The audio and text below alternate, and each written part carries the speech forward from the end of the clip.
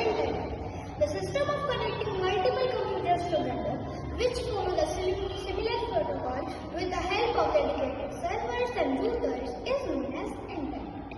We use internet for various reasons such as searching and email.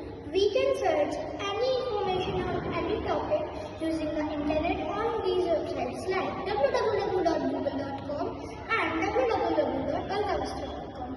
We can also send and receive emails having text, graphics, sounds, and videos anytime, anywhere. We can also study online by some e-learning websites like www.freeonline.education.com or www.smartclassonline.com. We can be connected with our friends and family using the internet by these social networking apps like Facebook, WhatsApp and YouTube. We can also pay online using the internet by these apps like Google Pay, Phone Pay and Paytm. We can also do a lot of shopping using